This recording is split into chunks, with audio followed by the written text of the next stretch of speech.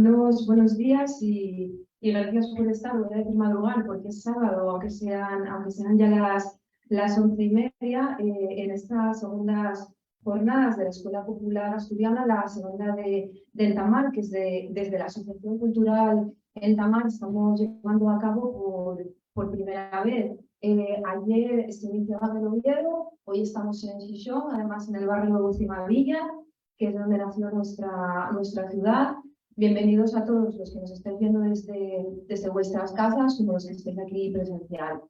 Dentro de la segunda de Entamar, la idea general que teníamos de todas estas jornadas es bajo un único paraguas, ¿no? Que es construcción de alternativas para recuperar la democracia y la vida. Y lo que pretendemos es debatir, dar ideas, exponer la situación, pero también dar propuestas para superar el capitalismo. Sobre este título general es donde estamos abordando distintas cuestiones. Y hoy lo que vamos a hablar aquí, en esta primera mesa de esta jornada, es de Quirón a Clece, cómo nos roban los sistemas públicos de sanidad y dependencia y cómo repercute en quienes nos cuidan. Para ello tengo en la mesa a tres mujeres muy expertas en el tema desde todos los campos, del campo de la universidad, del campo de la investigación, del campo del activismo. Empiezo presentándolas según van interviniendo. Vamos a hacer una primera intervención de ellas. Quien tengo más a mi izquierda es Ana Carpintero, es enfermera jubilada, aunque este calificativo afortunadamente para la justicia social y para todos y para todas no va con ella, porque la jubilación, como digo, no va con ella. Fue enfermera del Hospital Universitario de Cahueñes, el hospital público que tenemos aquí en nuestra ciudad, pero su vida ha discurrido entre las barricadas, entre la lucha sindical y entre las reivindicaciones. Y cuando Ana habla, además, y esto es muy importante, siempre lo hace apelando a lo común. Ella habla diciendo, el nosotros, el dijimos, el gritamos y el luchamos.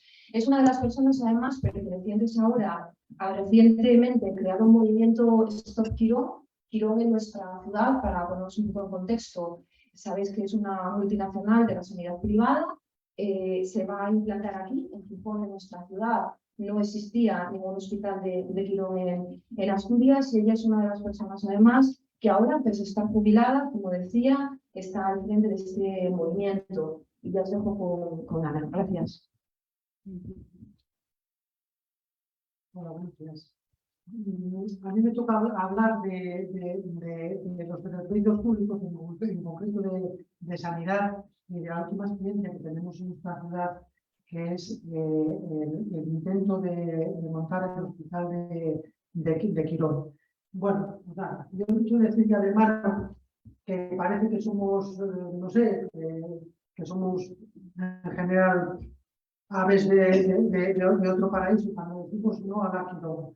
Y las mayores críticas están en decir, pues que la Quirón son las reglas del mercado, tiene por qué, es libre de constituirse como una empresa en nuestra ciudad. Claro, parece que no queremos que se creen 300 puestos de trabajo, que son las palabras de la alcaldesa, o parece que no queremos que se aligeren las listas de espera, que es lo que dice el consejero de calidad. Pablo, esas dos cosas. Pues detrás de cada una vamos a ver lo que y lo que significa. Y yo, con esos 10 minutos de los que disponemos para hablar, quiero pasar casi de puntillas por hacer una crítica y que veáis cuáles son las perversiones y cuál ha sido la evolución de nuestro sistema sanitario. Vale, mirad, en el 91, cuando todavía, digamos, que estaba el movimiento obrero en alza, se habían conseguido conquistas en los años 80, etc. Existió un informe, que fue el informe de Ariel Martorell, del 91, con el gobierno de Felipe. Y en ese informe ya se daban las líneas maestras del devenir que querían para la sanidad. Ahí en ese informe ya se hablaba de nuevas formas de gestión privada, se hablaba de pago, se hablaba de muchas cosas de esa división entre lo que es la financiación y provisión de servicios. Eso todo se hablaba ahí. Ese informe se tumbó. no consiguieron llevarlo oficialmente a la práctica. Pero la filosofía, los contenidos de ese informe son lo que se han venido aplicando en todos estos años, por la puerta de atrás. La ley que nos rige en sanidad, que es del 86, ahí ya, digamos que abre una pequeña parte a la posibilidad de realizar conciertos para situaciones puntuales. Es decir, pues no sé,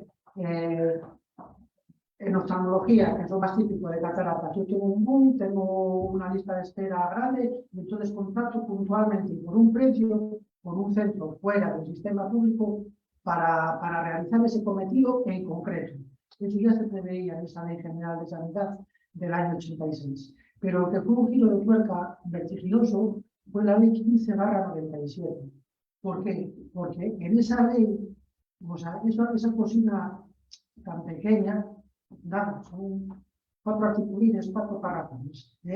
Esa sí que es la puerta de entrada para la privatización de la sanidad, porque se permite gestionar de forma privada los centros públicos y que la provisión de servicios sea también privada. Veréis que hay una diferenciación entre lo que es la financiación, quien pone las reglas para soportar nuestro sistema sanitario, y después tienes el proveedor de servicios. Tienes el que lleva a cabo ese cometido de proveer servicios. Antes era mediante la sanidad pública, era un servicio público, y ahora se abre la puerta para que esa provisión de servicios, insisto, en cuanto a la gestión, que se van a empezar a gestionar los centros públicos de forma privada, y en cuanto a la provisión de servicios con clínicas también privadas, eso va a ser el ABC, y es la llave que lo posibilita todo, ¿vale? Después de esta ley, yo voy a pasar de puntillas por todos estos temas, pero para que veáis todas las lagunas y todos los problemas que hay. Mira, después de esta ley fue en la época de Cospedal, Aguirre, cuando Madrid, por ejemplo, que era el buque insignia, junto también con la Comunidad de Valencia, cuando se empezaron a construir por el Cinturón de Madrid los 8 hospitales con el modelo PFI, Iniciativa Privada de Financiación. Es decir, los ayuntamientos o donde se constituían ponían el terreno, el modelo, el grupo que fuera construía el hospital y se hacía un concierto con ese hospital de pago, porque era como un alquiler, digamos. Y además se daba un tanto por cada usuario de cada ciudadano que atendía. Entonces se le entregaba esa población como un reo. Es decir, la población no tenía la capacidad de decir, por mucho que dijera Esperanza, se les entregaba esa población. De ahí era la época de la ley, pues desde Ferrovial, Acciona, La Banca, Capio, que son ahora lo que serían empresas buitre. Esos fueron los que dominaron la creación de todos estos hospitales. Se destrozó la sanidad en Madrid, porque para atender a esos 8 hospitales, los hospitales que se crearon, se llevó la plantilla de la pública, los 5.000 currantes, a esos hospitales. Y las posibilidades, cada vez se decían más recursos para los hospitales públicos. La Puerta de Hierro, el 12, el San Carlos, todo lo que me digáis. Y eso fue, vamos, quiero decir, fue grande y fue el inicio del desastre. Volver a existir.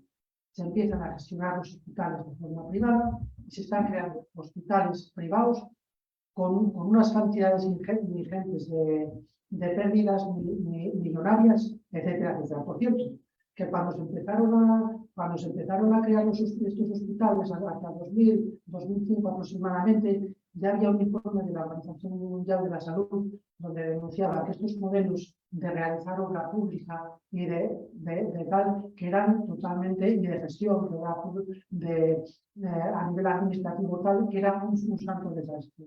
Eso ya lo decía la Organización Mundial de la Salud, donde criticaba este tipo de modelos de PFI, ¿vale? De iniciativa privada de financiación. La experiencia había sido con la taxa de inversión, que fue un santo desastre para los servicios públicos y para los servicios públicos de nuestro país. digamos que la gran buffet estaba servida. Y después vinieron, estoy pasando de puntillas por todo esto, privatización de laboratorios recién hechos que de repente empezaron a funcionar en Madrid con este tipo de inventos, etc. Y después, un notazo gordo fue en los libros. En los 2000, ¿os acordáis de aquella famosa ley donde se eliminó los principios que regían nuestro sistema de la universalidad fundamental, igualdad, trata? Pues esa universalidad se eliminó, fue cuando instalaron el copago, fue cuando empezaron a abordar de una forma mucho más agresiva las situaciones de las plantillas de las empresas públicas, y qué deciros que no recordemos de esa época. Y vamos a ver, del modelo PPI, que es que nosotros en esta comunidad somos ajenos. ¿Cómo pensáis que se coloca el Álvarez de Mieres? Se hizo con el mismo modelo, de una forma más civilina. ¿De qué forma más civilina? Porque por aquí crearon una empresa interpuesta, que es Gispasa. Gestión de infraestructuras sanitarias del Principado de Asturias. Eso es una empresa pública y se hizo con un fin de desviar o de marear un poco para soslayar el déficit a nivel de cuentas, permitirme construir, etc. Pero bueno, Gispasa pasa a llegar a dirigir todo lo que no es digamos, sanitario, por decirlo de alguna manera. Pues en el lugar, todo lo que es la infraestructura, desde los aparcamientos, peluquería, cafetería, todo eso se gestiona. Y de momento, como hubo bastante oposición, no han conseguido dos muertos en el lugar.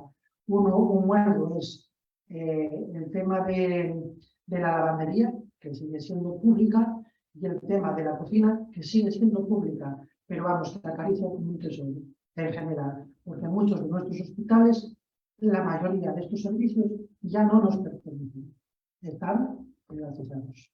¿Vale? Bueno, Gispasa, esa empresa que, por cierto, se hizo una proposición no de ley, que yo recuerdo, en el 2016-17 aproximadamente, por Podemos y se llevó a cabo un tema controvertido, y la justificación que dieron para no cerrar Gispasa era que esa empresa pública, el cerrarla, iba a costar muchos millones. Por cierto, el gerente de Gispasa cobraba más que el presidente de esta comunidad. Gispasa siempre ha sido una política de puertas giratorias entre los cargos de dirección de Luca y esta entidad. De verdad, es terrorífico. Y es un monstruo de 7 colas, porque estos dejan las cosas parapetadas y las utilizarán cuando me refiero a estos, en este caso hablando del PSOE, por descontado, dejan la puerta abierta para poder utilizarlo cuando quieran y como quieran. Y ese monstruo está ahí. Gestiona toda la parte no sanitaria, digamos, de los hospitales, y uno de ellos, el más importante, que es en el caso de Luca. No me voy a extender. No quisiera deciros los recostes que tuvo Luca, un 50% al menos más de lo presupuestado, la barbaridad que se hizo con las empresas que se contrataron para hacer la obra, porque todo el mundo, yo creo que es fácil seguir aquellas cortinas de agua que caían en los quirófanos, las ventanas que se caen, los pavimentos que hay que volver a arreglar, etcétera, etcétera. Eso también como se construye con empresas que son para el momento de mi amigo y que luego desaparecen. Bueno, son datos que no quiero abundar porque me parece que me estoy pasando de raya. Bueno, pues ese modelo preferí insistir que lo tenemos aquí. Otra vuelta de tuerca. O sea, otro suceso grande e importante. Voy así hasta tocar. La pandemia. La pandemia fue otro punto que hay un antes y un después. Digamos que todos los procesos a nivel social, a nivel económico, se han acelerado. Y en cuanto a la privatización de la sanidad, claro que se ha acelerado ese proceso. Tenemos un acceso a nuestra sanidad cada vez peor.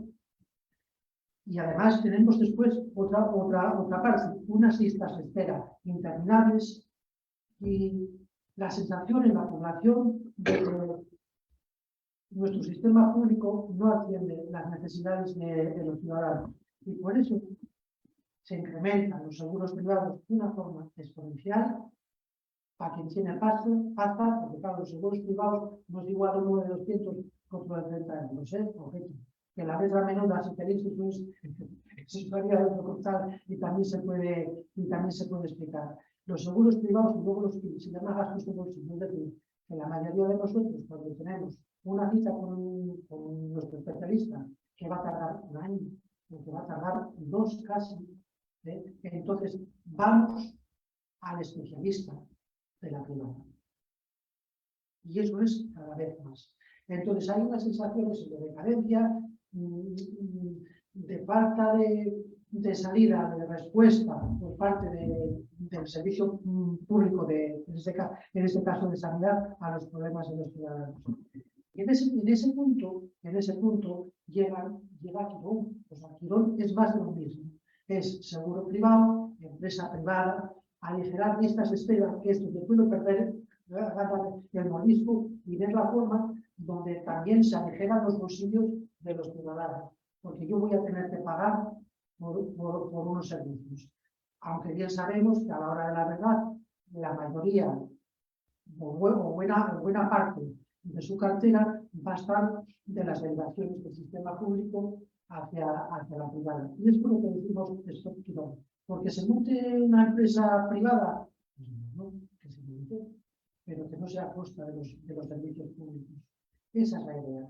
Y cuando se dice no a Quirón, eso es lo que se está diciendo. Es decir, estoy pasando de puntillas, porque cada vez hay una mayor perversión en cómo nos comenta a mí la cabeza y cómo se desvirtúa el propio personal del sistema. Mira, organizativamente nos han metido las unidades de gestión clínica. Las unidades de gestión clínica es, yo tengo unos objetivos, os doy una cantidad de dinero y gestionáis. O sea, si es un centro de salud, gestionar con ello. Si es un servicio determinado, pues ese servicio, gestionar. Y si ahorráis, yo para vosotros. Hoy, a los trabajadores, espera, es una forma de comer conciencias. Digo yo, porque quién es guapo, quiero decir, vamos a ver, la mayoría de mis compañeras, cuando dicen que no quieren formar parte de la unidad de gestión clínica, las dicen, eres fatal, porque tú vas a trabajar lo mismo, y vas a cobrar menos, porque cuando se repartan beneficios, 1.000 y pico, 2.000, 3.000 euros, tú no los vas a tener. Y así es como los comentan. O sea, y por tanto, el código deontológico, muchas cosas más, se suelen envainar. ¿Vale? Porque ¿de dónde pensáis que se puede ahorrar? Se puede ahorrar contratando menos y se puede ahorrar con una única cosa, que son los pacientes. Yo voy a derivar menos, voy a mandar menos a especializada, empezamos a pisarnos a manguera unos a otros, desde especializada, determinadas recetas se las voy a llegar a primaria, y una etcétera. Y es perverso. Y es lo que nos está pasando, y ahí también hemos dicho no. Bien. En la privada, con personas se atan los perros con longaniza, ¿qué pasa? Porque las críticas que hay de todos los rurales hacia la Quirón, eso también está parado. Bien, insistir en eso. ¿Por qué decimos no? ¿Por qué decimos stop a Quirón? Y después la otra cara de la moneda es, aquí estamos en contra de aligerar las listas de espera, y tiene que haber un argumento también a nivel legal. Y ahí empezaría a hablar de las alegaciones, aunque probablemente no sea yo la más indicada, pero solamente deciros 4 posibles. Primero, con el convenio que ha firmado o que pretende llevar a cabo el ayuntamiento con Quirón, voy a resumir el nombre, con Quirón hay irregularidades e ilegalidades. que nosotros entendemos. Es decir, por parte de Quirón está vendiendo unas fincas en Cagüeñes que no parece que sean exactamente de su propiedad todavía, o sea que está vendiendo la piel de los, no sé si lo he capado. Según se contraviene el artículo 177 de la ROTU, es decir, no se deja un 50% de suelo público en Nuevo Gijón, se hurta a los vecinos el suelo público y se facilita la entrada a esta empresa. El precio por el que se hace cuando se hace la permuta, que hay un precio por la diferencia, me imagino que será el costo de las parcelas, tampoco se ha ajustado. No puedo vender unas parcelas, las de Nuevo Gijón, por ejemplo, que ya están con alcantarillas, no sé qué más, con toda la infraestructura, y el Prado del Monte. Ojo, y el Prado del Monte que está destinado a una función sanitaria, por decirlo de alguna manera. Contravienen manifiestamente también todo lo que es la ley de sanidad, la 7 del 2019. La contravienen, no tienen en cuenta los informes que tenían que ser preceptivos por parte del sistema público de salud a la hora de incorporar una empresa privada de salud que entra en tu competencia. No hay ese informe, no se oye, no hay una participación en la toma de decisiones, y os podría decir muchas cosas y alargarme mucho más, que espero que salgan en el diálogo, y porque sobre todo aquí que se lo ha ocurrido mucho es Laura, esas alegaciones. Yo nada más pongo esto encima de la mesa. Y estos motivos que estamos diciendo de hurto a los ciudadanos, pues es cuando decimos, no hay que poner una alfombra roja, ¿no? Estamos incumpliendo la legalidad. Se está pasando todo por el arco del triunfo, por ese ánimo de unas negociaciones que presuntamente llevan más de un año realizándose aquí por nuestra alcaldesa. Lo último para decir, esas fincas de Cagüeñes tenían un camino muchísimo más rápido que esas negociaciones y más seguro. Bueno, nada más para el diálogo de los tiempos, no me pase tanto.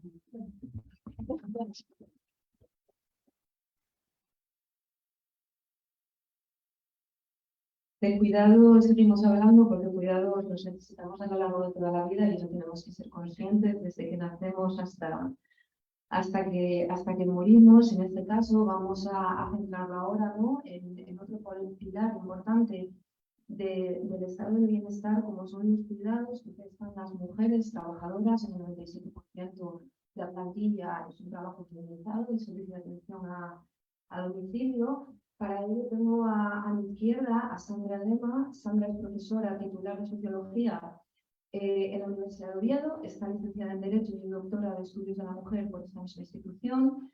Cursó también posgrado de Género en la Universidad Complutense, además de cursar estudios en otros centros internacionales, entre ellos, por citar solo uno, la Universidad de Harvard en Estados Unidos.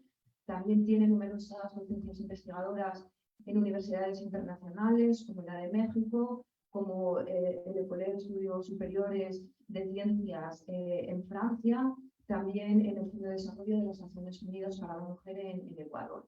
Su actividad investigadora está centrada precisamente en el análisis de la situación social de las mujeres, tanto en el ámbito público como en el privado, y es coautora del informe, junto con María Esteban González, titulado Las condiciones laborales del personal auxiliar y del servicio de ayuda a domicilio, que acaban de publicar este 2002 a través de la Universidad de Oviedo. Gracias, Laura. Bueno, gracias por invitarme a participar en esta escuela de segunda en Pamar. Lo primero que tengo que decir es que tengo que excusar a las trabajadoras del SAT que hubieran querido participar en el acto de hoy para contar de primera mano sus condiciones laborales. Sabéis que están insertas ahora mismo en un proceso complicado, ¿no? Acaban de salir de una huelga indefinida de más de mes y medio y bueno, lo que pasa es que tenían precisamente hoy asamblea y otras compañeras estaban en un acto que hay en Madrid, entonces les era imposible participar, pero quería disculparlas en su nombre. Lo siguiente que tengo que decir es que este mini informe, vamos a decir así, porque es una cosa breve, en realidad surgió por petición de ellas. Las propias trabajadoras, en un periodo entre la segunda y la tercera ola de la pandemia, entre octubre del 20 y septiembre del 20 y primavera del 21, ¿no? Más o menos, se les ocurrió hacer una encuesta. Y ellas mismas la diseñaron, no contaron con nosotros para el diseño. La pusieron en marcha porque veían que sus condiciones de trabajo eran francamente bueno, pues precarias, ¿no? Entonces quisimos saber de qué magnitud y cuáles eran las percepciones de la propia plantilla. Y ellas esas lo hicieron y bueno, con tan buenos resultados que consiguieron más de 1.300 personas respondiendo a la encuesta. Entonces, cuando se vieron con la magnitud de datos encima de la mesa fue cuando nos llamaron para ver si podíamos echarles una mano en el análisis, ¿no? Y ahí fue donde entramos nosotras, María Esteban, que es una estudiante ya egresada de Relaciones Laborales, en aquel momento yo estaba dando clase en ese grado en la Universidad de Oviedo, y yo misma, que, pues eso, para echarles una mano en el análisis, ¿no? Y también deciros, aunque supongo que la mayor parte de las personas lo sabéis, ¿no?, que el servicio de ayuda a domicilio surge como una de las prestaciones, bueno, lo había en muchos ayuntamientos antes, pero con la ley de dependencia se aparece como uno de los servicios de la dependencia junto con otros, no es el único. Ya sabéis que también la ley de dependencia pues, prevé la institucionalización de las personas o una especie de ayuda económica en el caso de que no tenga servicio público o quieras utilizar un privado o concertado pues, para poder estar institucionalizado. Pero una parte muy importante de la población dependiente que quiere mantenerse en sus hogares echa mano del servicio de ayuda a domicilio porque les presta una especie de apoyo que podría, bueno, pues, facilitar el que puedan permanecer. Desde que la ley de dependencia se puso en marcha, en el año 2008, encontramos que el número de personas consideradas dependientes ha aumentado de forma exponencial, ¿no? Desde los 200.000 personas en aquel momento hasta ahora mismo tenemos 1,5 millones de personas consideradas dependientes en el país. Y del SAT pues serían aproximadamente el 18%. Es decir, más o menos, no llega al 20% de quienes reciben esa ayuda, reciben ayuda para tener una persona de ayuda a domicilio. Prácticamente lo que tendríamos ahora mismo como usuarias del servicio serían, pues no llega a las 300.000 personas en el conjunto del país, por ahí andamos. Y el número de trabajadoras que prestan ese servicio pues rondaría las 120.000 ahora mismo. Bueno, pues eso es las que hemos analizado con este informe. Y el informe, fundamentalmente, como os decía, el cuestionario lo hicieron ellas y se centraron en lo que les interesaba. Y lo que les interesaba era ver un poco cuáles eran sus condiciones laborales y cómo repercutía eso sobre su salud laboral y todo el tema de la prevención de riesgos. Y en eso se basa un poco el estudio. Si queréis verlo entero, está publicado, como decía Laura, en la página web de la universidad, en el repositorio. Y ahí tenéis todos los datos. Es una cosa breve porque, como os digo, en realidad lo único que hemos hecho es analizar los resultados de la encuesta. ¿Qué vemos al analizar los resultados de la encuesta? Básicamente, una situación de precariedad. Precariedad laboral es lo que muestra ese estudio. En primer lugar, una tremenda feminización del servicio, como os podéis imaginar. Más del 90%, pero es que casi el 100% son trabajadores. Es un sector tremendamente feminizado.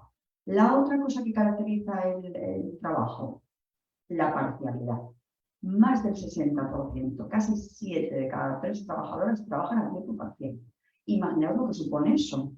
Salarios más bajos, muchas de ellas por debajo del salario mínimo interprofesional, porque al trabajar a tiempo parcial estás por debajo, el porcentaje de horas que trabajas te bajas, son salarios mínimos, pues ya por debajo del mínimo. Con eso, pues lógicamente, os podéis imaginar lo difícil que es mantener un hogar, ¿no? Pero sucede otra cosa. Más de 4 de cada 10 trabajadoras trabajan con jornada partida. Eso quiere decir que es muy difícil compatibilizar ese trabajo con otros. Si tienes la jornada partida, algunas 2 veces, pero otras 3 veces. Pensad que algunas de estas trabajadoras visitan 3 veces un domicilio al día. Por la mañana para levantar a la persona, al mediodía para darle de comer y por la noche para acostarla y darle de cenar. Entonces, eso te impide a lo largo del día, o sea, no trabajar 8 horas, puedes trabajar 4, 5 o 6, pero al final te impide tener otro trabajo porque estás trabajando con jornadas muy extendidas, ¿no? Las empresas practican también otro modelo, que es la bolsa de horas. Exigen mucha flexibilidad a las trabajadoras. Es decir, la mayor parte de la plantilla del SAT o bien trabaja más horas de las que le correspondería o menos horas de las que les correspondería. Cuando eso sucede, se va a una bolsa de horas donde te suman o te descuentan. Y entonces tienes que estar disponible cuando otros días hay una necesidad de cuidado, ¿no? Para todo esto, lo que quiero mostraros es que lleva lógicamente a una dificultad de conciliar con otro tipo de empleo. Pero es que las propias condiciones familiares de las trabajadoras, muchas de ellas encabezando hogares monoparentales, también les dificulta enormemente el poder hacer eso. Esto sin tener en cuenta, pues claro, que hay algunas con jornadas nocturnas, porque las necesidades de cuidado puedan ir por ahí, o que trabajan los sábados, etc. Es verdaderamente complicado el tema de la jornada. Y luego está la temporalidad. Tienen también una tasa de temporalidad por encima del resto. No sé cómo habrá quedado esto ahora con la reforma de la ley laboral, porque el estudio se hizo previo, pero habría que saber cómo afecta. Claro, como os podéis imaginar, una condición de precariedad tal afecta a la salud. ¿En qué medida? Bueno, lo primero que muestran las trabajadoras es una percepción de que su salud es mala o regular en más de un 60% de la plantilla. Esto es súper elevado. Es decir, una plantilla en la que 6 de cada 10 o más de 6 de cada 10 te dicen que no tienen una buena salud, es una plantilla bueno, a la que le pasa algo, ¿no? que está demostrando que hay un malestar, ¿no? Percepción subjetiva de malestar. Pero es que luego cuando les dices, cuando les preguntan si tienen algún tipo de problema de salud crónico, más del prácticamente el 80% de la plantilla te dice que lo tiene. Y ese tipo de lesiones tienen carácter musculoesquelético, muchas de ellas, yo me esperaba que tuvieran carácter psicológico muchas de ellas, pero no, aparece mucho más la prevalencia de lo musculoesquelético, aunque lo psicológico también aparece, como os podéis imaginar, ¿no? El estrés que supone esto, etc. Pero lo musculoesquelético es clarísimo y tiene que ver con que levantan muchos pesos sin ayuda técnica adecuada. Y luego otra cosa que aparece y que apareció con claridad en este momento en el que hicieron la encuesta, que tuvo que ver, como os digo, en el momento de la pandemia, entre la segunda y la tercera ola, muchas de ellas manifestaban haber sufrido contagio biológico en el trabajo y también no contar con los medios técnicos necesarios o con la protección necesaria para sobrellevar esa ola pandémica, ¿no? Y claro, esto os podéis imaginar pues, que genera un problema no solo de salud para las propias trabajadoras, también un problema de salud para las personas a las que cuidan, que son personas dependientes, y al conjunto de la sociedad, porque esas personas dependientes están en contacto con sus propias familias, ¿no? O sea, que esto es un problema de enorme gravedad. Y luego, por último, lo que os decía de la prevención. La prevención es un elemento central en las condiciones de trabajo de las personas, ¿no? ¿Y cuál es el problema aquí? El problema aquí es que la prevención está pensada, vamos a decirlo así, para trabajos, voy a poner entre comillas, regulares, ¿no? Trabajos estándares. ¿Cuál es la diferenciación de este trabajo? Pues este trabajo se da en el domicilio de las personas usuarias. Entonces, ¿qué pasa? Pues que colisiona con un derecho constitucional que es el de la ¿Perdón? Sí, la evaluación de riesgos colisiona con el hecho de que el domicilio de las personas es inviolable, ¿no? Entonces, tiene que tener, para poder entrar y controlar lo que sucede en el domicilio, necesitamos el permiso de la persona usuaria. Y eso pues dificulta en cierta manera la labor de control, porque os podéis imaginar, en condiciones normales, nadie va a decir, oye, no entres en mi domicilio, pero claro, cuando necesitas entrar es precisamente cuando no se dan unas condiciones normales, cuando puede haber algún tipo de conflicto, etc.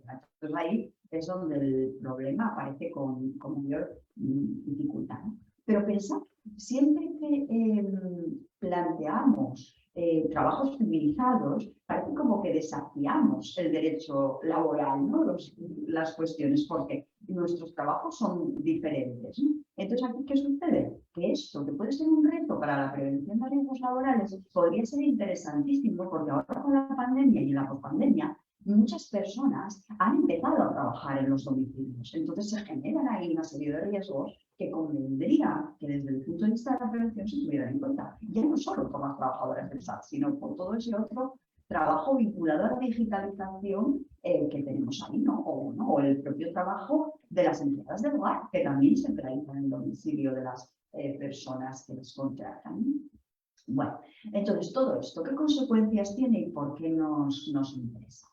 Lo primero, consecuencias de la precariedad a largo plazo, pues ya las veis, ¿no? O sea, si las trabajadoras están en condiciones precarias, si son pobres en el momento laboral porque están ganando por debajo del salario mínimo y trabajan a tiempo parcial, imaginaos lo que supone esto en sus derechos sociales a largo plazo. Es decir, son trabajadoras pobres y van a ser jubiladas pobres. Van a tener que jubilarse tardíamente, con prestaciones o con pensiones bajas.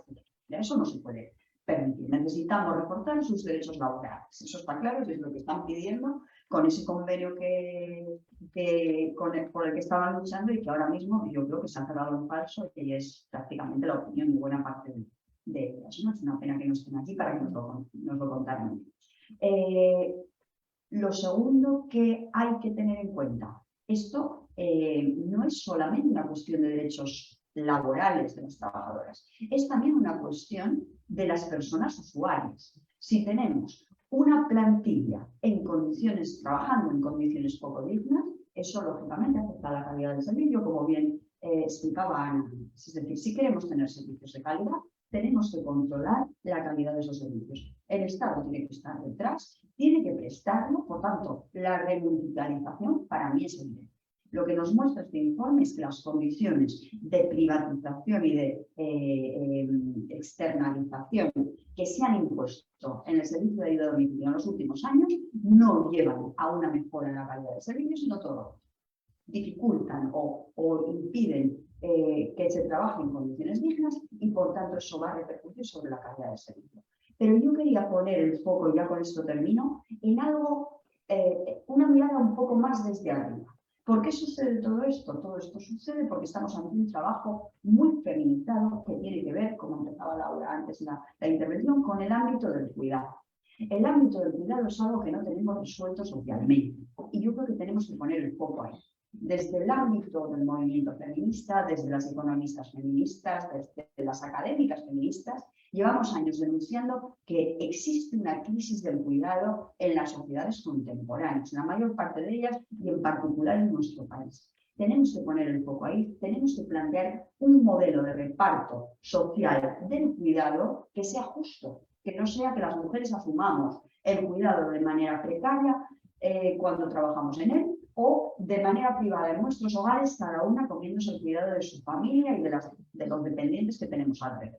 Eso no puede ser. Necesitamos un reparto del cuidado. Y eso no es solamente pensar en la remunicipalización del servicio, que a mí me parece bien, la remunicipalización del servicio, creo que es un elemento, pero no es lo único. ¿Vale? Igual que darles derechos sociales a las trabajadoras es esencial, pero no es lo único. Creo que deberíamos estar pensando y apostando por meter el cuidado en la agenda política de manera clara y rotunda. Esa crisis de los cuidados que tenemos ahí, tenemos que solucionarla. Y la manera para solucionarla, desde mi punto de vista, significa una ruptura, un cambio de paradigma. No podemos seguir pensando que tenemos que trabajar para producir más. Hay que romper eso. Y esto me lleva un poco al título de la jornada, ¿no? Tenemos que trabajar para vivir mejor, para vivir en condiciones dignas, para vivir en condiciones igualitarias. Y el planteamiento que nos hace el movimiento feminista es clarísimo en ese sentido. Tenemos que poner la vida en el centro, la sostenibilidad de la vida humana en el centro.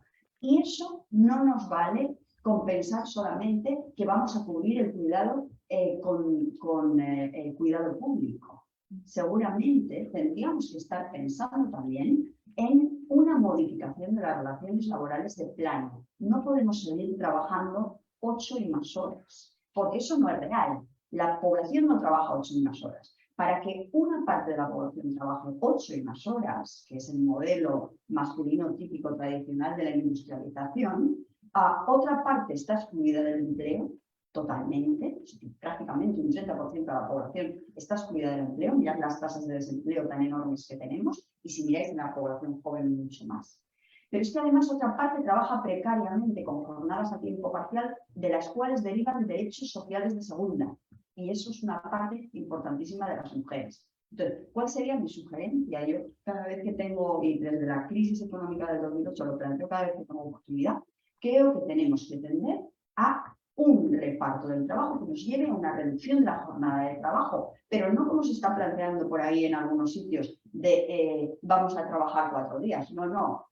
Las necesidades de sostenibilidad de la vida humana las tenemos todos los días, de lunes a domingo, ¿vale? Entonces necesitamos reducir la jornada de trabajo todos los días para poder poner la vida en el centro y asumir el cuidado tal cual lo merece la población. No solo el cuidado porque las personas dependientes si no, no pueden sobrevivir y todo el mundo vamos a ser dependientes o somos dependientes más o menos en determinados momentos de nuestras vidas, pero también porque nuestra vida tiene que ser más que trabajar remunerada y no remuneradamente. Tiene que ser ocio, tiene que ser vivir con dignidad, tiene que ser participar social y políticamente. Es decir, que por eso yo veo que este problema de los cuidados es un problema mucho más amplio que tendríamos que estar poniendo con claridad y rotundidad en la agenda política y consejera. Muchas gracias.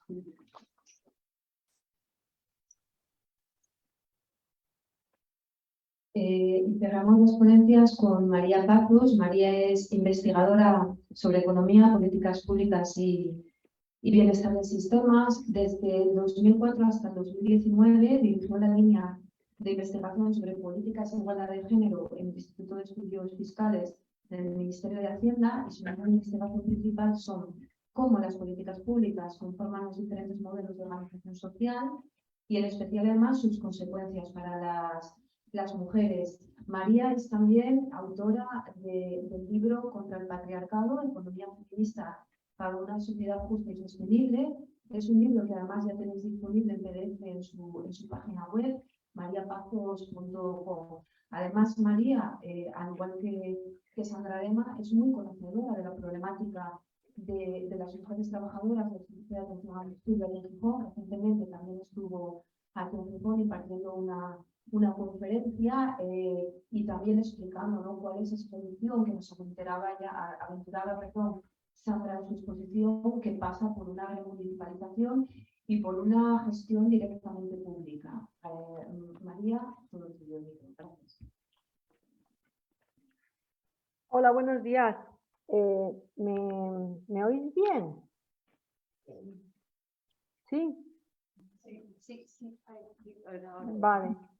Bueno, por favor, si no me oís o cualquier cosa me decís, ¿vale? Bueno, pues nada, encantada de estar aquí, aunque triste de no veros en persona, porque yo la verdad es que esto de la costumbre de lo virtual me parece que es bastante pernicioso, o sea que debemos estar presencialmente como antes lo más posible. Me parece estupendo el título de las jornadas, gracias por invitarme, me parece muy bien el título de esta mesa. Creo que la sanidad y compartir con vosotras particularmente, vamos. Creo que la sanidad y la dependencia es... a ver, voy a apuntar la hora para no pasarme. Creo que la sanidad y la dependencia van por el mismo camino, aunque hay algunas diferencias que yo quisiera destacar. La sanidad, por supuesto, la sanidad, yo ahora me estoy dedicando a estudiar la historia de la sanidad, que me parece que es muy interesante. Os aconsejo un libro que se llama La sanidad contra la salud, de Jesús García Blanca, donde cuenta toda la historia de la FDA, la historia de la Organización Mundial de la Salud, etcétera, etcétera. Y la sanidad ha estado dominada desde, prácticamente desde bastante principios del siglo XX por la Big Pharma. Ahora mismo, y cada vez más, está dominado lo que se enseña en las facultades y en las escuelas, lo que se aprueba, los medicamentos que se aprueban y los que se combaten, se prohíben, como por ejemplo todos los remedios que no son los de la Big Pharma, todas las opiniones que se ocultan, las denuncias que hay y que al final se firman para pero para que no tenga mucha publicidad, los tratamientos y sus terribles efectos. No sé si habéis oído hablar del exceso de mortalidad que está habiendo en este momento, pues está exigiendo que se vea a ver por qué ese exceso de mortalidad que se está dando en todos los países occidentales. Os aconsejo también el libro de, bueno, entre otros muchos, por ejemplo, el de Teresa Forcades, Los crímenes de las grandes compañías farmacéuticas, que es un libro muy antiguo, pero que ahí podéis ver. Bueno, pero la cuestión es que al menos, la sanidad era una provisión pública, ¿vale? Aunque esa provisión pública estuviera muy dominada y los representantes de las farmacéuticas se pasearan por las consultas, pagaran los congresos, los viajes, hubiera muchos conflictos de intereses, pero había algo de freno porque los médicos, en principio, los trabajadores sanitarios y el sistema era en principio público. Si encima, como es ahora cada vez más, es provisión privada, bueno, os tengo que decir que a Quirón la conocemos muy bien en Madrid. A mí me toca Quirón. O sea, mi sanidad pública, en realidad, cuando vas, es Quirón. Bueno, y todos esos incentivos económicos son terribles porque es un aumento terrible del gasto público y, sin embargo, no una mejora para nada de la salud de las personas pacientes, muy pacientes, desde luego.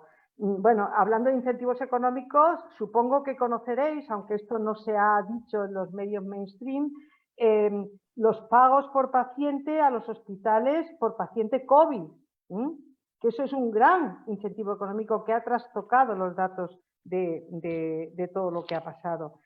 Bueno, pero había unas mareas, porque teníamos algo público que se nos arrebata, se nos privatiza. Sin embargo, la dependencia no está en ese caso. Esta es la diferencia. La dependencia va detrás, no estaba desarrollado el sistema y ahora mismo es un gran nicho de mercado para fondos buitres, empresas constructoras, etcétera, como sabéis, ¿no? Porque es algo en expansión. Y hay, aparte de este tema tan importante que me parece definitivo, de que es un gran nicho de mercado para el gran capital, hay otra cuestión y es que es un asunto de viejos, más bien viejas, y mujeres también por el otro lado, que son las que proveen los servicios, ¿no? Los servicios y los cuidados, vaya, aunque no sean servicios y aunque no sean pagados. Y las mujeres parece que son las proveedoras como de otra pasta. O sea, por ejemplo, bueno, pues en el SAT, las compañeras del SAT de Asturias han sacado a la luz este tema, que también pasa aquí en el pueblo donde yo vivo, es un pueblo de Madrid, y ayer estuve con una trabajadora de atención a la dependencia del SAT, que me contaba lo mismo. O sea, no les pagan los tiempos de transporte entre una casa y otra. O sea, es impresionante, ¿no? También estuve hace poco con una trabajadora empleada de hogar y ¿qué es lo que se dice? Ah, no, si es que los tiempos de permanencia no están trabajando. Los tiempos de desplazamiento no están trabajando. Pero si estuviéramos hablando de un bombero, cuando está en retén, está trabajando. Un vigilante nocturno, cuando está ahí, o alguien que está en un mostrador, no solo está trabajando cuando viene alguien a pedirle algo, está trabajando cuando está ahí. Pero como se trata de mujeres, esto es todo al revés. Y entre paréntesis, la inviolabilidad del domicilio. Si queréis, luego hablamos.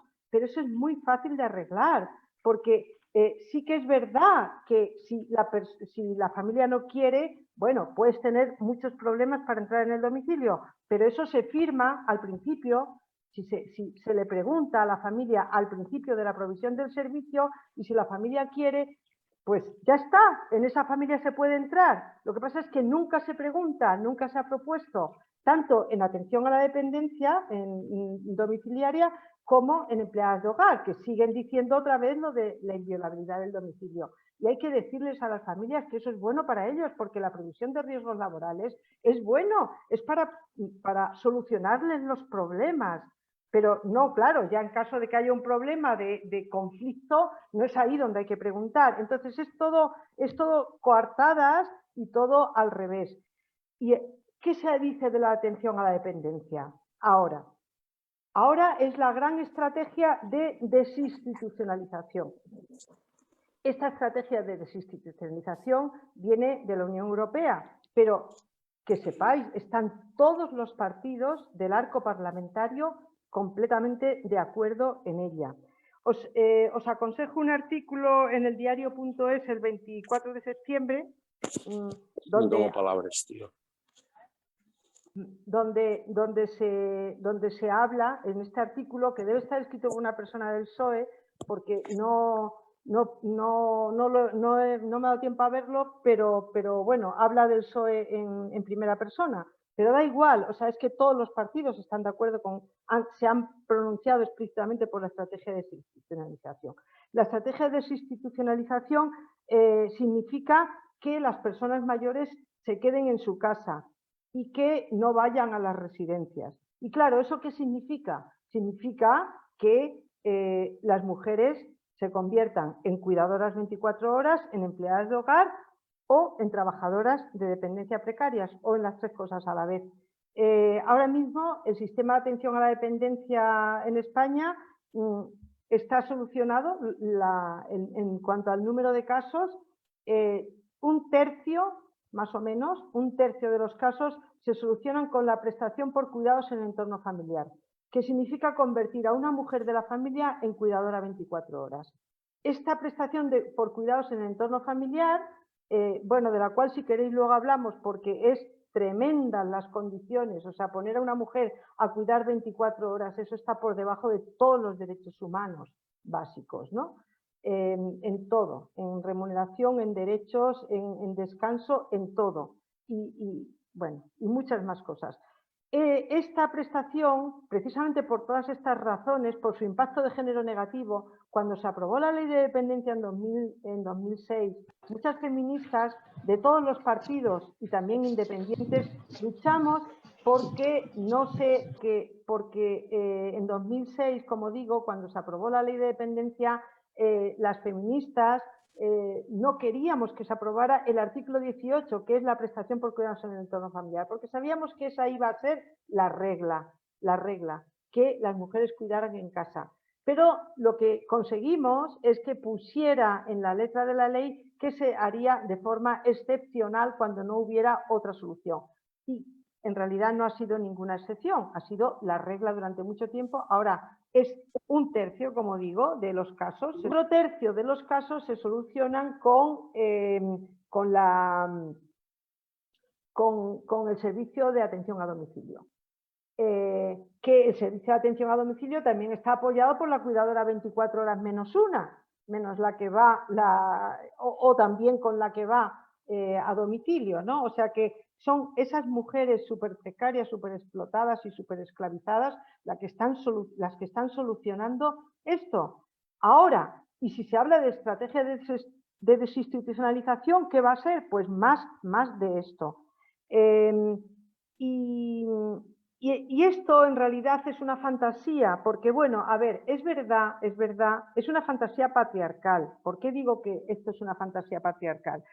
Porque, a ver, el tamaño familiar desciende, la pirámide está invertida. Por mucho que se esclavizaran a todas las mujeres, no se solucionaría el problema de atención a la dependencia con las cuidadoras familiares y quien pueda permitírselo, que cada vez es menos, porque cada vez hay más catástrofe económica, pues no se solucionaría.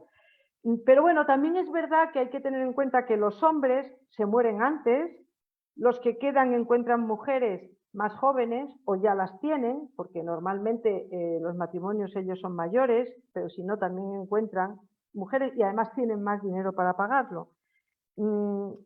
Y como digo, eso no es suficiente, pero sí que pesa en la fantasía esta de ay, que quiero quedarme en casa. Luego la realidad es otra, pero bueno, ahora si queréis luego nos metemos. En este momento, ¿qué es lo que pasa? pues pasa que todo va a peor.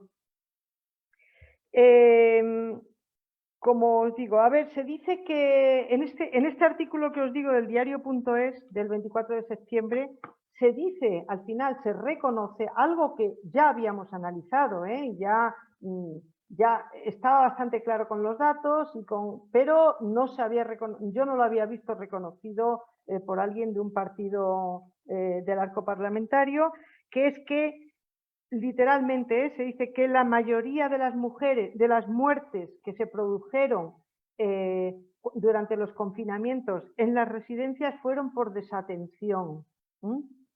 Vale. ¿Y qué se ha hecho? ¿Qué se ha hecho para eso? Aparte de no haber tenido una investigación, que también se ha pedido, una investigación oficial, exhaustiva, de qué es lo que había pasado en las residencias, de este genocidio de las residencias, pues ahora, claro, muerto el perro se acabó la rabia, pues desinstitucionalización, que la gente ya no vaya a la residencia. Desde luego va a ser muy difícil que la gente vaya a las residencias, tendrían que cambiar mucho, ya tenían que cambiar mucho porque el modelo era muy terrible, el modelo este de las residencias masificadas, sin atención, privatizadas en manos de las empresas buitre, era terrible, había que cambiarlo. Tenemos modelos en Dinamarca, en Suecia, tenemos modelos de otras formas de residencias con una serie de derechos básicos y estándares básicos, pero claro, ahora ya, mirad, yo tengo una amiga que este verano su madre ingresó en una residencia. Estaba más o menos bien, con una salud precaria, pero estaba más o menos bien. A los 20 días se murió. Vino una ola de COVID, dijeron que había venido, fijaros, este verano, vino teóricamente una ola de COVID y las confinaron a todas en las residencias porque coincidía con las vacaciones y entonces solo había una auxiliar para todas las residentes y un cocinero o una cocinera, no me acuerdo. Entonces la tuvieron sentada en una silla y además ni siquiera le llevaban agua, etcétera, etcétera. Su salud se fue a pique y se murió. O sea, esto os parecerá terrible, pero es que esto ha pasado y sigue pasando todo el tiempo. Entonces, claro, bueno, pues se junta el hambre con las ganas de comer. La estrategia de la desinstitucionalización viene muy bien cuando ya efectivamente, a ver quién va a querer ir a una residencia, tal como está la cosa. Luego, por supuesto, si estuviera la ola feminista en boga, pero nos la han arrebatado, y luego con la catástrofe económica y de salud que está habiendo, pues todo va a peor. Entonces, como digo, es que a mí me parece tremendo que se diga que esto ha sido que ha habido grandes problemas en las residencias, todo el mundo lo reconoce, por ejemplo, pero que no se haga nada, o sea, que no se haya mejorado la atención. Se pierden derechos, no solo no se avanza, sino que se pierden derechos. El SAT de Asturias, pues es un ejemplo de que esto no es muy raro, una huelga de un sector que está bastante atomizado durante mes y medio. Es muy raro, pero es que la gente ya no puede más, literalmente ya no puede más. Yo siento mucho que no estén aquí, son mis amigas y bueno, me han contado lo que les ha pasado, que no les han permitido ni estar en la mesa de negociación, los sindicatos mayoritarios, que encima luego de la noche a la mañana o de una hora a otra se inventaron una votación vergonzosa, los sindicatos, donde lo que les daban a elegir a las trabajadoras era, una opción era aceptar la propuesta de la empresa y la otra romper la negociación. Madre mía, o sea, pero de verdad, qué vergüenza. Bueno, pues yo creo que sí se puede. Os propongo un acto en Asturias con estas trabajadoras del SAT que no pueden estar aquí hoy, para que veamos este tema en profundidad. Yo voy, si me llamáis, y además si es posible presencial, o sea, tendría que ser presencial por mi parte, porque sí se puede. Mirad, la solución, dejadme que en un minuto os cuente. La solución es un sistema público de atención a la dependencia. Un sistema público lo que quiere decir que es completamente público, o sea, no financiación pública solo, sino todo público, o sea, financiación y provisión pública, no empresas privadas, lo que se llama la patronal de la dependencia. Eso es no sé, un eufemismo muy malo, porque no debería existir esa patronal. Yo creo que no tendríamos que reconocerla. Deberíamos dejar que se vayan caducando los contratos y ya no volver a contratarles. Que tendría que ser, por supuesto, suficiente, de calidad, etcétera, y con la cartera de servicios según cada cual necesite, desde residencias, centros de día, atención a domicilio, etcétera. En el Instituto de Estudios Fiscales hicimos un estudio sobre esto, sobre atención a la dependencia, otro sobre educación infantil, pero bueno, hicimos uno sobre atención a la dependencia y junto con el de educación infantil de 0 a 3, luego hicimos un manifiesto que os invito a visitarlo, por favor, en cuartopilar.es. La página es cuartopilar.es. Allí está el manifiesto de 2 páginas. Si queréis leer solo 2 páginas. Si queréis leer 40 páginas, está el de 40 páginas. Y si queréis ir a los estudios en concreto, están los links a los estudios en concreto y lo podéis firmar. Ese estudio de la dependencia que hicimos en el Instituto de Estudios Fiscales en 2018, que están actualizados los datos en el manifiesto, porque, bueno, era un equipo de investigación, Mercedes Astre, Rosa Martínez, bueno, nos dijeron que estaba bien hecho. El director del Instituto de Estudios Fiscales, a la sazón, nos dijo que estaba bien hecho, pero no lo publicaban. No lo publicaban ni siquiera en la página web del Instituto de Estudios Fiscales. Tuve yo que montar una zapatiesta por los medios de comunicación para que un estudio que había sido hecho con dinero público, que se había gastado muchos, bastantes, bueno, no muchos en comparación con otras cosas, por supuesto, porque todo esto es muy modesto, pero se había gastado miles de euros, la administración pública, con dinero de la contribuyente, pues resulta que no lo querían publicar, al final lo tuvieron que publicar. ¿Y qué es lo que pasa? Que es que público es más barato, es más barato. Es mentira que sea más caro, es más barato. Porque para empezar es más eficiente. Una atención 24 horas en casa, no hay dinero, no hay presupuesto público que la aguante. Ya lo discutiremos en profundidad cuando hagamos ese acto, si queréis. Pero en Dinamarca, cuando necesitas más de 28 horas por semana de atención a la dependencia, te ofrecen una residencia, como es normal, una residencia de calidad. Porque si fuera público no le daríamos la ganancia a las empresas, que les pagan la mitad de lo que cobran por hora a las trabajadoras y el resto se lo quedan, como es así, porque para eso están las empresas privadas y sobre todo las empresas buitres, para tener beneficios. Y porque el retorno al sector público es inmenso. Por cada 100 euros que se invierte en estos sistemas públicos, se recuperan más de 40 en concepto de contribuciones sociales, de impuestos y cotizaciones sociales. Tenemos un plan a 10 años, que ahí lo veréis cuando entréis en esto. En resumen, lo primero, tres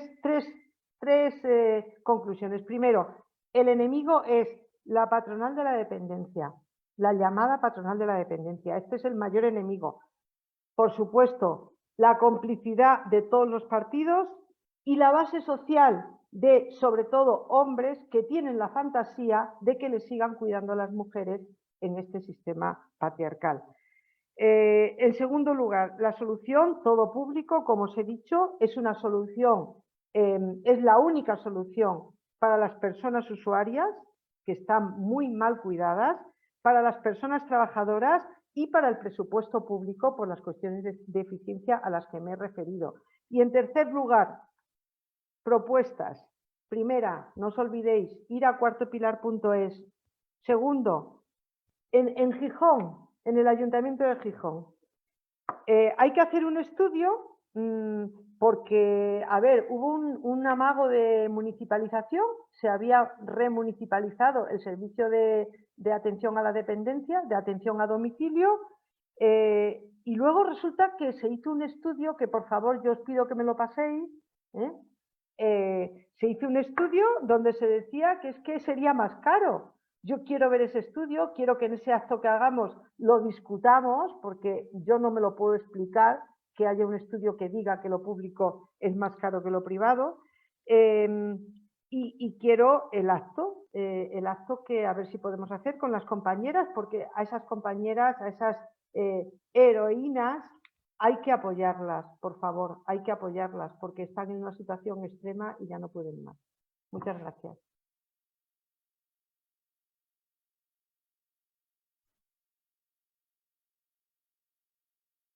Bien, tenemos que ir acabando, de hecho tenemos que acabar porque estamos también, ¿no?, justos por los compañeros y las compañeras que tienen que conectar luego desde Argentina por las diferencias horarias.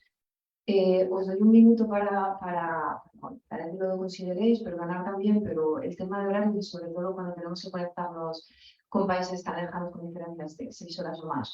Bueno, al final yo creo, ¿no?, que podemos recoger también una lectura, que es que las enseñanzas, ¿no?, de lo que estábamos hablando, desde nivel político, nivel social también, del coronavirus, para todos no tenían la misma lectura. Y es que no se vivió tampoco la pandemia con las mismas condiciones materiales, distintas sectores, ¿no?, de la sociedad, con lo cual también las soluciones eran distintas o son distintas.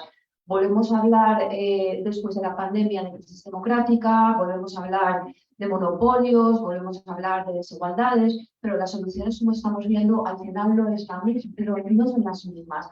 Lo que nos tenía que hacer mejores como sociedad, no pensamos determinadas personas igual que otras que esas sean las soluciones. Y es que sí que estamos echando en falta esa lectura ideológica, ¿no?, una lectura ideológica que rompa, y ahí tiene que ver un poco con el título, ¿no?, de todas estas jornadas, de romper con el capitalismo, porque esas ideas dominantes están pasando por el rendimiento de la productividad, están pasando también por individualismos imperantes frente a otras ideas como la de comunidad, y están pasando también, pues, basado todo, ¿no?, en un trabajo y en un rendimiento de capital, pero no en un sistema de cuidados que sea común, accesible a todo el mundo. Y bueno, al final las soluciones las tenemos encima de la mesa, pero de verdad que vamos muy deprisa con la siguiente mesa. Os dejo un minuto a Ana, a Sandra y a María para despedirnos. Pues yo solamente insistir en una cosa. La privatización de los servicios públicos no nos sale más barato. Lo pagamos y lo pagamos más. Punto primero. Hay que apostar por políticas decididas de defensa de los servicios públicos, de defensa de la educación, todo lo que estamos haciendo. Decididamente. Y hay que ir a bloquear las leyes que lo permiten. Así de claro. Hay una iniciativa legislativa popular, se está recogiendo firmas para hacer este planteamiento a nivel del Congreso, a nivel estatal. Hay que bloquearlo. Solamente un dato así. María decía que había un incremento de la mortalidad infantil, pero es que en los últimos meses también hay un incremento en la mortalidad, no me acuerdo si un 15 o 20% en la población. O sea, si las muertes esperadas en estos meses de verano eran, ponte, 3.000, pues andamos casi por un 20% más de las esperadas. ¿Vale? Eso tiene una causa. Nada más. Bueno, pues yo diría que totalmente de acuerdo con lo planteado. Las desigualdades sociales se acrecientan con las crisis, eso es evidente. Tenemos una crisis de cuidados. Estoy de acuerdo con la idea del sistema público, pero creo que no es lo único que debemos hacer, sino que hay que modificar el sistema de relaciones económicas y laborales. O damos un paso ahí y planteamos que no podemos trabajar 8 y más horas porque ese modelo es inviable para cuidar, o no avanzaremos en un mundo más justo y más igualitario.